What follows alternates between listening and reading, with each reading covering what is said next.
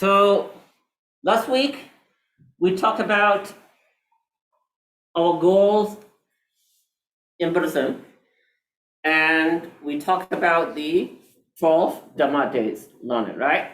So we're going to go a little deeper of each and every one. Now, we discussed about our number one goal being to get to Nirvana or to escape from the samsara. And what's the number two to get to number one? What's number two? Two-level truth, right? So what do we need to understand the truth, right? So there are two-level truth. What are those? Conventional truth and ultimate truth, right? We talk a little bit about it, but we're going to go deeper into it. So this is a pencil, right? But in Burmese, we call it kedan, right? So, and which one is closer to ultimate reality? Kedan is, right? So let's look at it. So in Burmese, we call this kedan, right?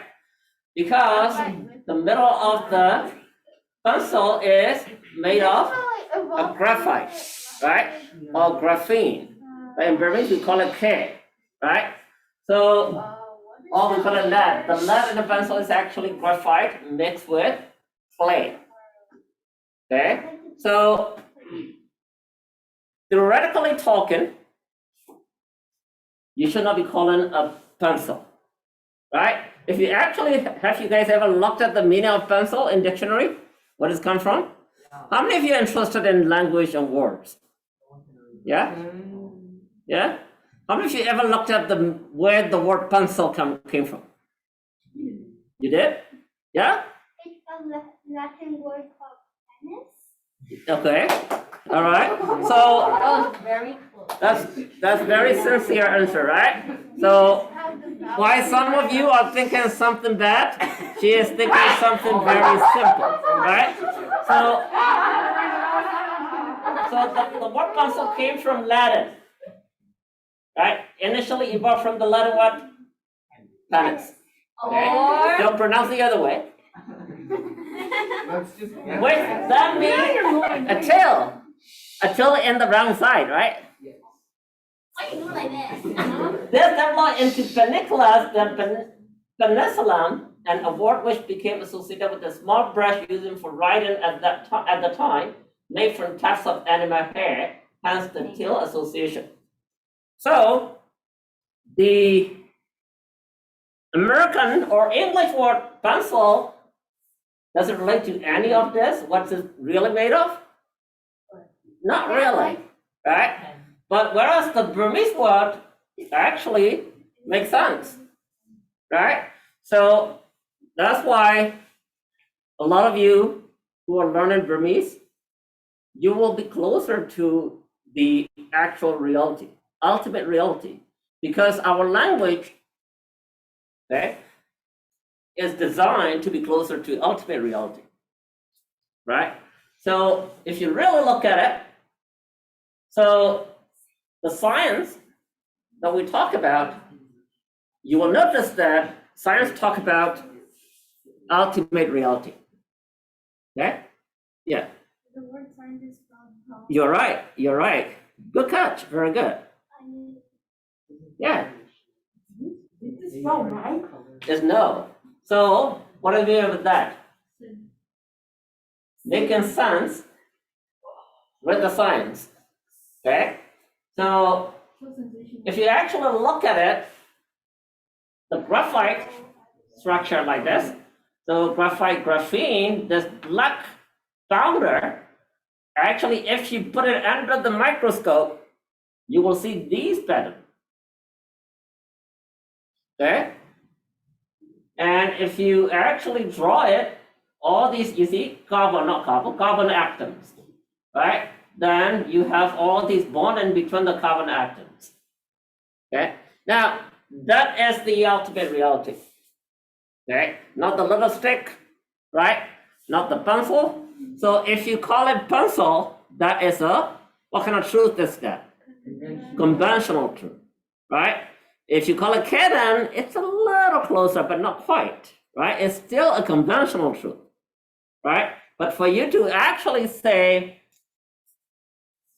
oh yeah, I want to know reality, the ultimate truth, then you're gonna know to this level. Okay? All right, Thomas? If we were to rearrange those atoms, wouldn't it be like a diamond? Yes, definitely you're right, because diamond's also made of carbon, right? So a lot of stuff are made of carbon, right? You are made of carbon. In your body, there's a lot of carbon atoms too, right? But it's almost impossible just to easily rearrange it. Good question. Okay, so now that is looking at the meaning of ultimate truth, the conventional truth from the material standpoint or the science standpoint. Okay, so that's the reason why when you go to school, when you learn chemistry, you're actually trying to be closer to ultimate truth. That's what Buddha found out. That's what Buddhism is about. Okay? Now, we were just talking about a non-living thing, a person. Okay, right? Let's talk about ourselves, right? So, who are you? Skylar. So, let's look at Skylar. Why do you call Skylar Skylar? Because does she look like sky? No. Why? Why do we call Skylar? It's a name. So that is her conventional name, right? If we say Skylar, because there's only one Skylar in this room, we all know who I'm talking to, right? We all accept that. That's the conventional truth, right? So what's the ultimate truth? So let's look at it, okay? So what is yours? How do you pronounce it? Id, right? Yeah. ID is, ID, I'll put the capital D, right? So here, capital I and small d, what does it mean by that? What is id?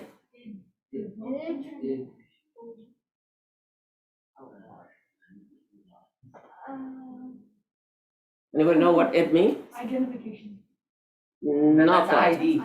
That's the ID. Id. It means your ego, your inner self, right? So yes, you can say it's a part of your identity, okay? Because your inner self is also part of you, your identity. But id is a philosophical word, right? Id means you, significant you, right? Kind of, what are you significant about? What's significant about you? Yeah, You. you can say I'm very jolly, lively, yeah, something like that. So let's look at that, because if what we're seeing each other is a conventional truth, what is the ultimate truth? Okay, what's the ultimate truth in ourselves? Don't you want to know? Yeah, right? Okay. So let's look at it. So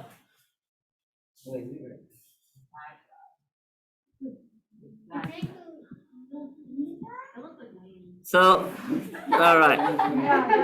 Everything looks like me. Ricky, read that aloud for us, please. Chronicle between two wise persons in Melinda and the Arahant and the Dasana. The king asked, by what name shall I know you, sir? Then the Dasana answered, my companions call me Nirgasana, but the name and the person whom the name refers to do not really exist. Thank you. So, These two guys are really very, very famous in Indian history and Greek history and Buddhism. Okay, so have you guys ever heard about this king, Linda? Any one of you learn in history book? No. Why? Why is that? Why don't they? You learn about Greek, right? A lot of you are Greek geeks. You like about Greek, right? Some of you, right? But did you ever learn about this king? No, because the word India is not in Greek. So the reason why is Greeks didn't want to, but one of their kings became Buddhist. What did Greeks believe in at the time?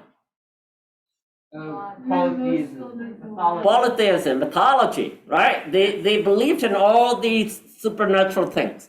What are the famous names, Yuri? Zeus, Hades, Poseidon, Ares. There are so many of them, right? So it's just like India today. So if you go to India today, how many gods and goddesses are there? Thousands of god and goddesses. Anything you name it, they have a god. How do you know about this? Okay, let's talk about it. So during the time of Greek, same thing. They had so many different types of gods.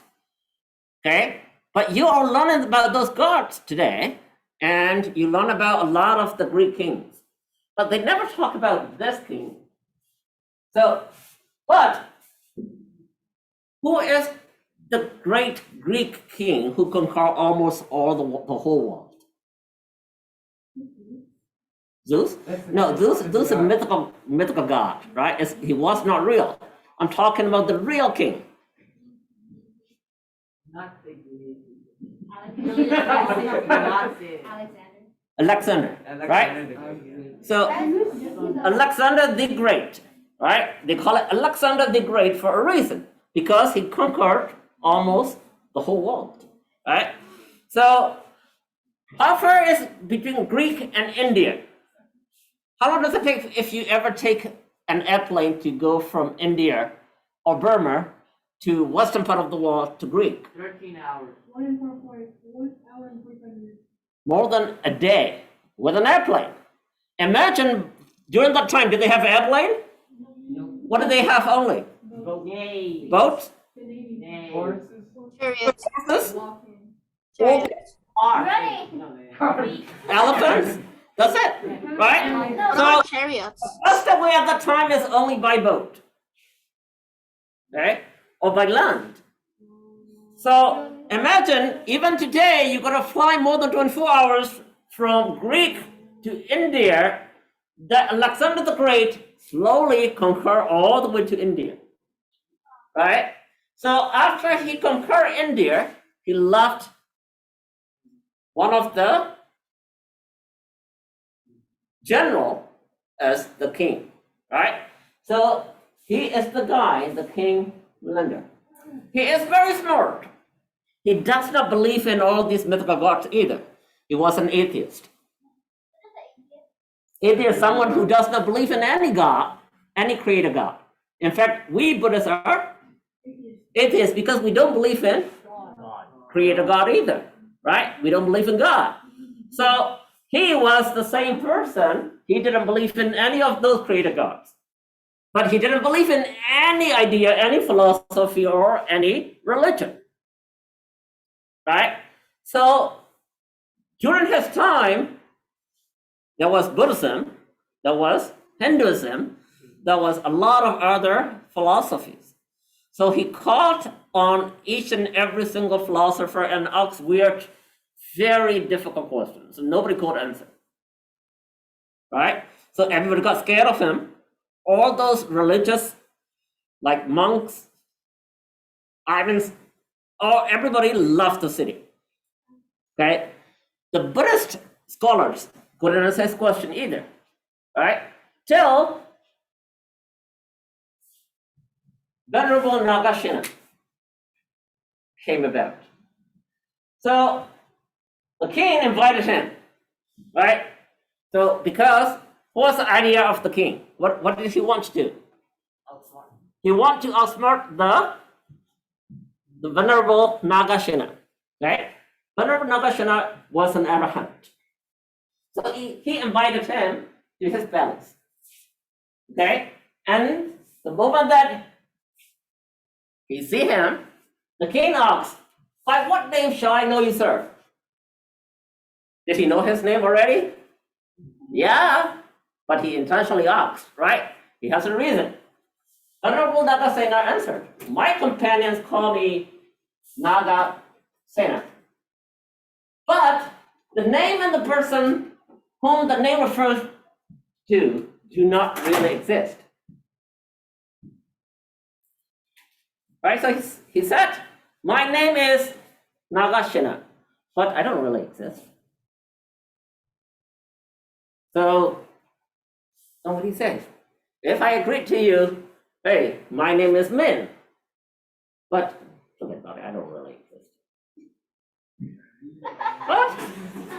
He must be crazy, right? Now, the king commented. Kevin, read that, please. King commented. If Nagasena and the person do not exist, to whom do people offer alms, and who receives these offerings? Since you receive them, you really exist. Why did you tell lions better Peter higher nobility? Thank you, Dad. So the king, as you know, is very smart, right? So the king said, if Nagasena and the person do not exist, to whom do people offer alms and who receive these offerings? Since you received them, you really exist. Why did you tell a lion in spite of your higher nobility? Right, in front of the whole audience in the palace. Right, the king's telling the monk, you're a liar. Right, you should be ashamed. Right, so we're going to read it. When Nagasaki inquired the Nagasaki is done to this monastery on the foot of a chariot. King replied, I came by the chariot. Then Venerable Nagasaki inquired further, well, please show me your chariot. Is the first the chariot? Is the rear the chariot? Is the axle the chariot? Or the carriage the chariot? No. You see, there are certain ways to answer a specific or some unique types of question. By counter question and that, right? Sometimes you guys do it. So, because Venerable Nagasena is an arahant and also very smart, he said, my dear king, did you come to the monastery on foot or by chariot? The king replied, I came by chariot. Well then, please show me your chariot. Said, there it is. Someone's raising it.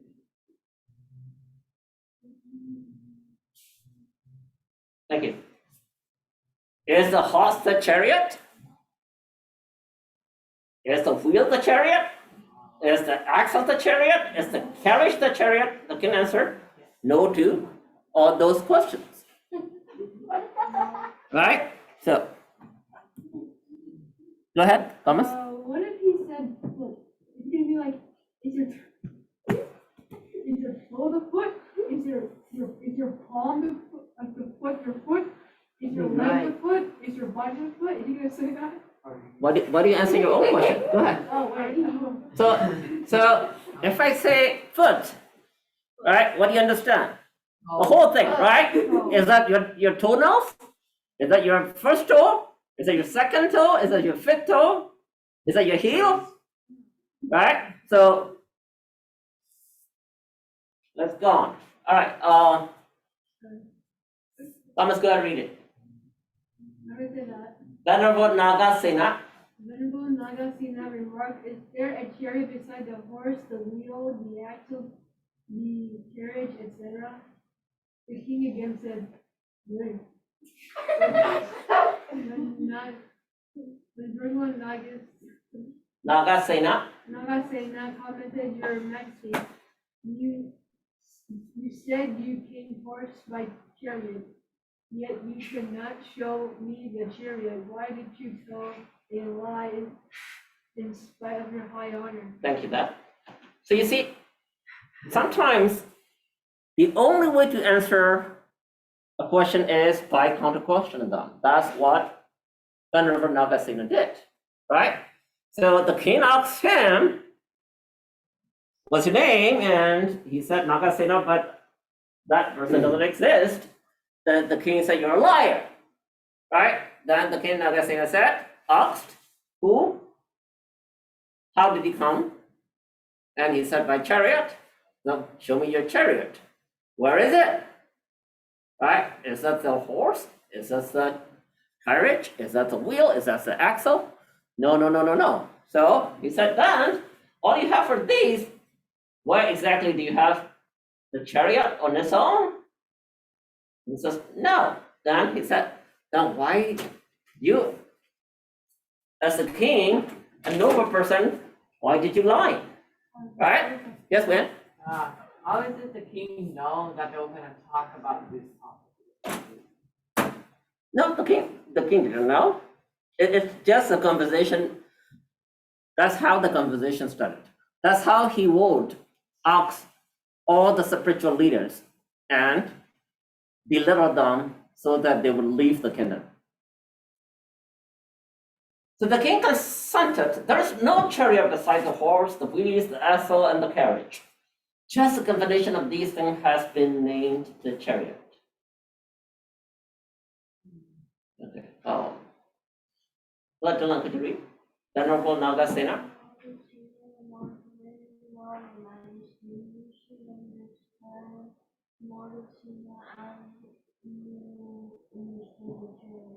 Very good, thank you. So, because now the king understood what really Venerable Nagasena meant, right? Here, this is an important point, right? The important point is that by parametta, repeat after me, parametta. Parametta means ultimate truth. That's in Pali. Okay? So we are talking about conventional truth and the ultimate truth, right? So you need to remember this word by heart. Parametta meaning ultimate truth. All ultimate reality means something which cannot be changed into another thing or divided up into other things. As long as you can subdivide, that is not ultimate truth yet. Okay? This is a phone.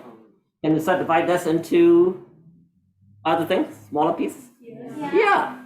Right? Very easily, I can take the cover off. Is the cover a phone? No. Now, there's a phone. Can I break it open? Yeah. What's inside? Mechanical circuits and technology. What are those? Is internet inside the phone? Not really, right? Internet's not inside the phone, right? So there are transistors, right? Motherboard, sockets, right? Can you subdivide those into smaller things? Yes.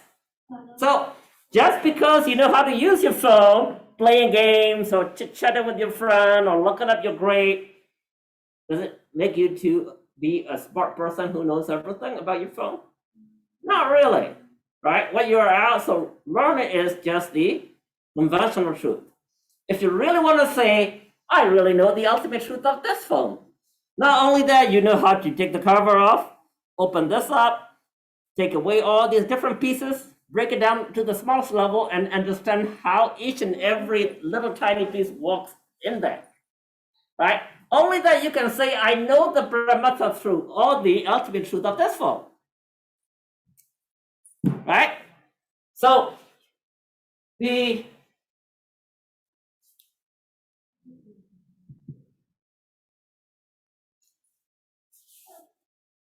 only one you cannot subdivide anything, then it can neither be created nor destroyed by man. Now, have you ever seen this sentence in science? Oh, yeah. Yeah, go ahead.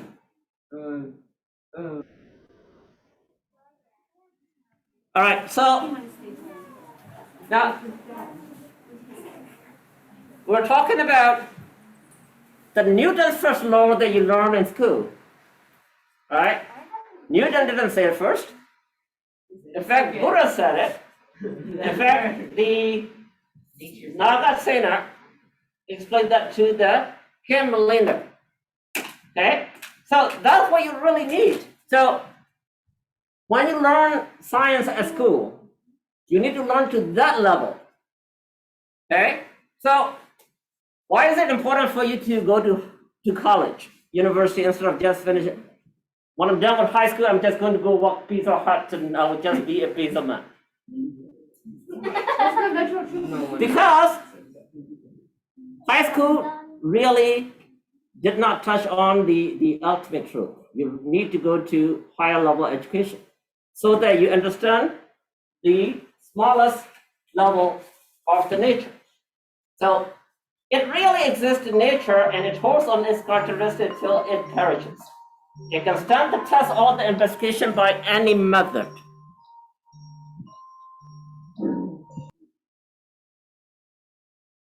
So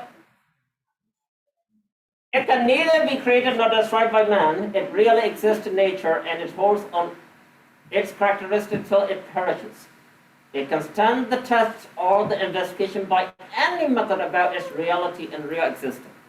Only then you can say that's the ultimate truth.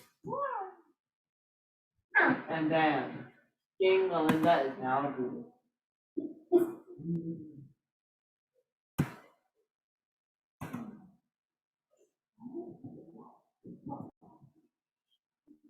So that's because he became Buddhist. The Greek didn't want to talk about it. If you actually go study Greek history, they will talk about this king. They will say that one of their generals died in a different land while fighting for the Greek. Okay, that's what the Greek mythology will document. But if you actually look at the Buddhist history or Hindu history or Indian history, you'll see about the king, right? We'll discuss about a little bit more, but I want you to watch this video clip. Not too scary. So far, we have seen that the Greeks in Bactria were provoked to invade India. Let's see in this video, what impact did the invasion have on India?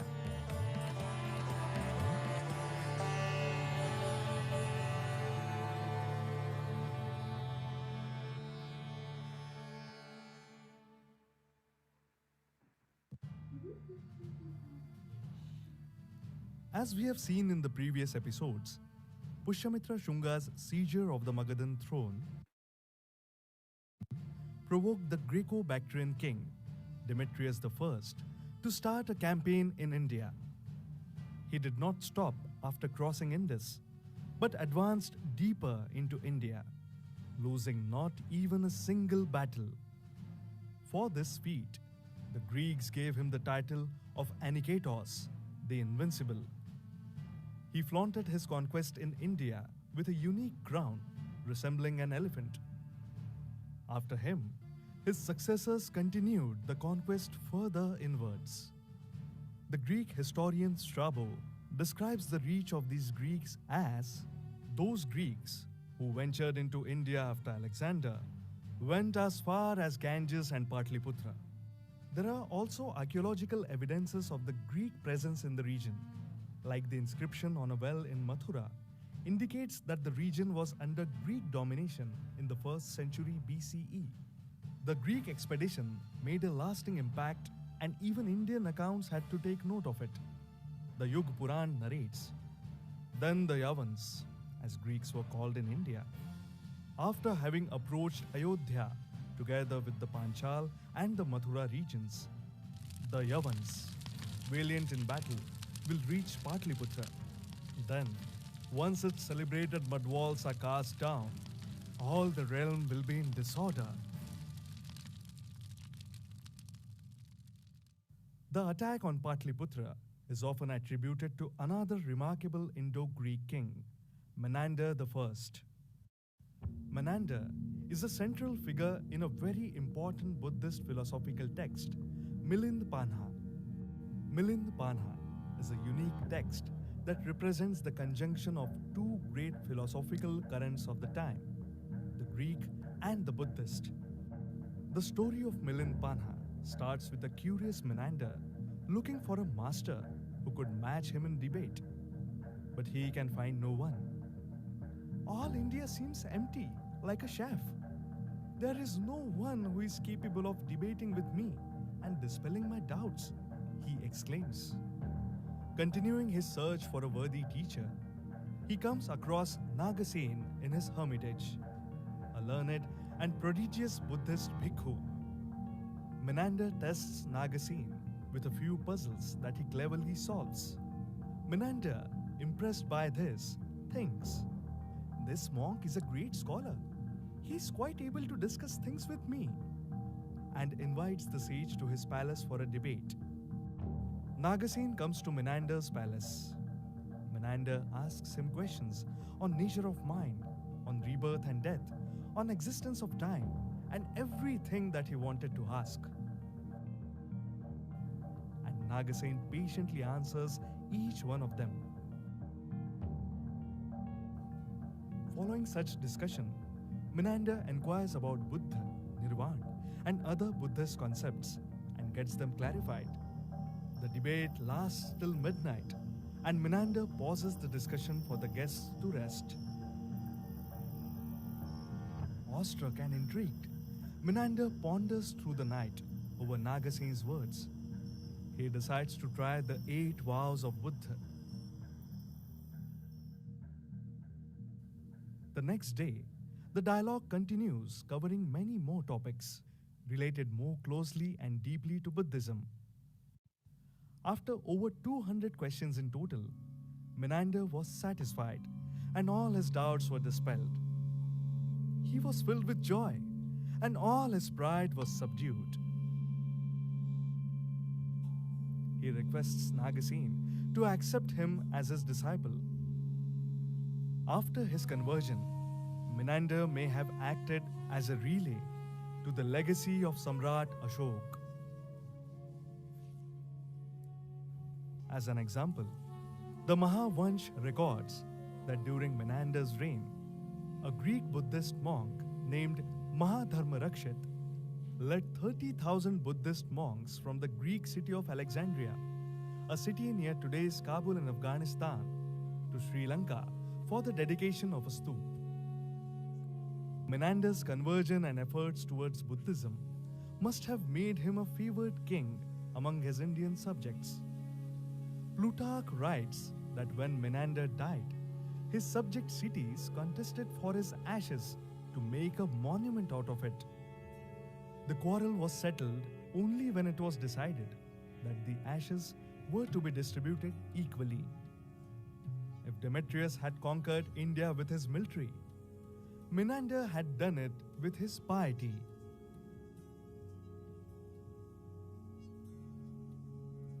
After Menander, the Greek rule in India did not last long.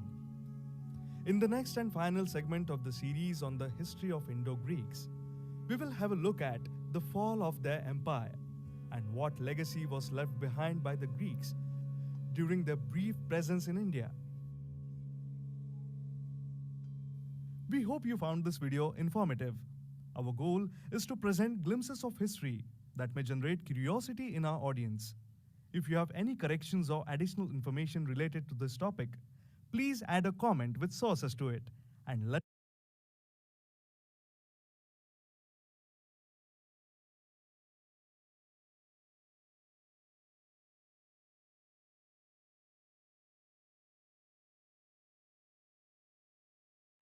This clip is not made by Burmese or British. This clip is made by Indians. Indians they believe in Hinduism in general, majority, but they accept that because today they find coins from his time with his name, his picture, and the picture of Buddha's scripture, mainly the Noble Eightfold Path, the wheel. Okay, so if you recall, you'll notice that he sent a bunch of monks to where the Afghanistan today is. So in Afghanistan also, they found a lot of coins with his name and the Buddhist logos. Right? That's how we know that this king really did exist, even though Greek really tried to delete out of their history because they didn't like one of their kings, one of the general converted to Buddhism. Okay? All right. So that's what.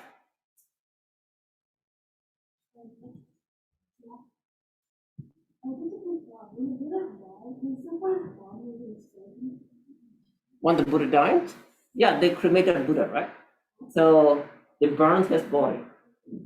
So we have his ash. yeah, we still have his tooth in different places, right? We call it tooth relic. So you still can find those. We have his hair. All right, yeah. So now we're talking about the ultimate truth. So you should be able to find any thing of the choice to the smallest level to the pramita truth level, the ultimate level. So you might want to say, love.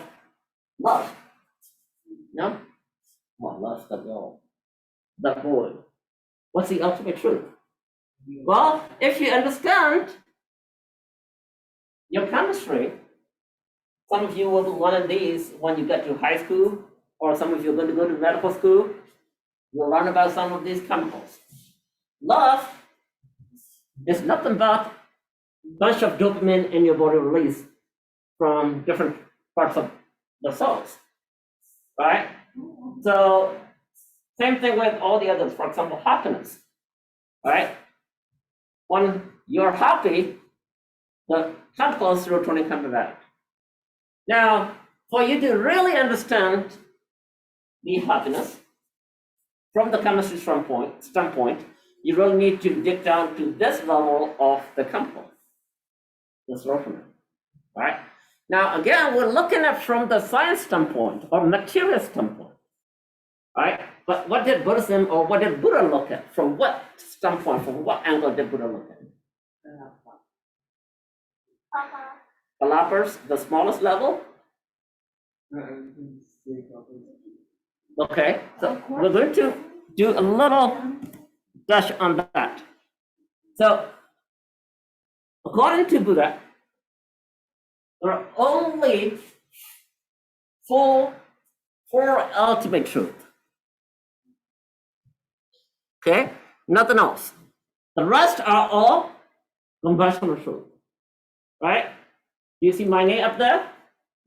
No. Am I ultimate truth? No. Your name up there?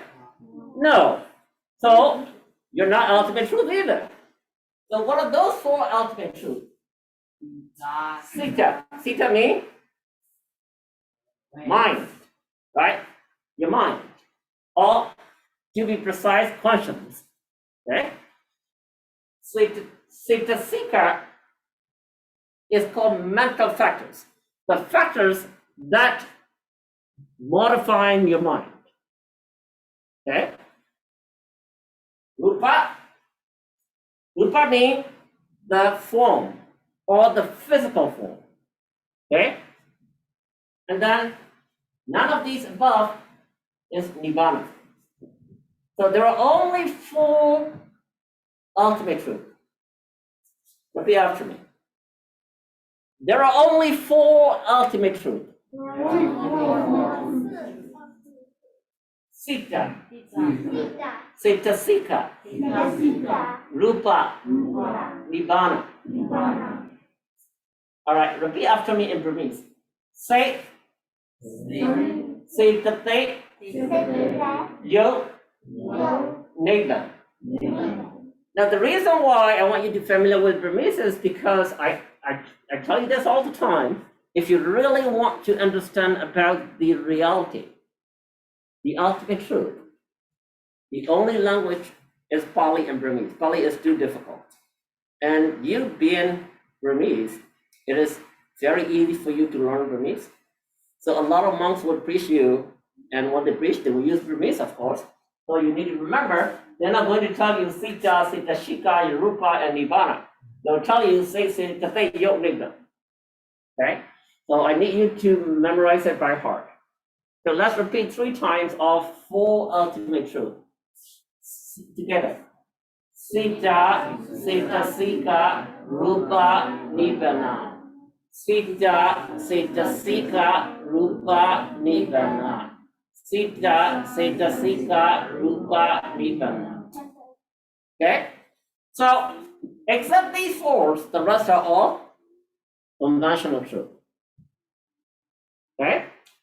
So, today, a lot of you use Facebook, or at least your parents use Facebook. Maybe a lot of you do not use Facebook because Facebook is boring for you, right?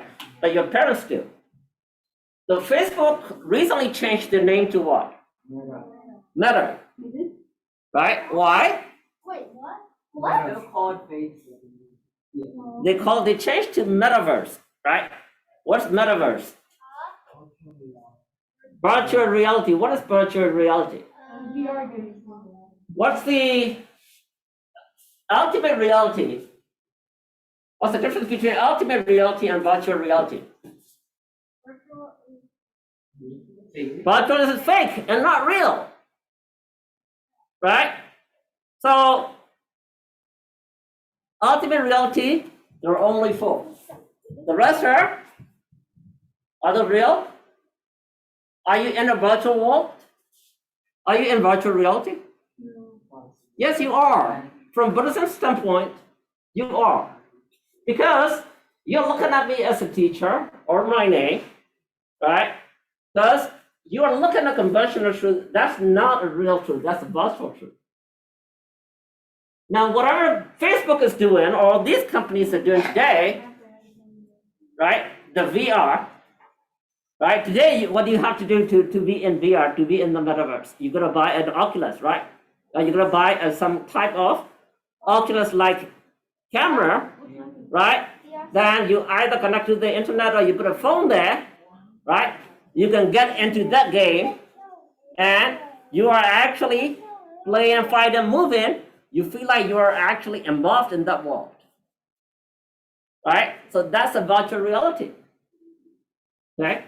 So the science, the technology is getting closer to replicate the whole world that we're in.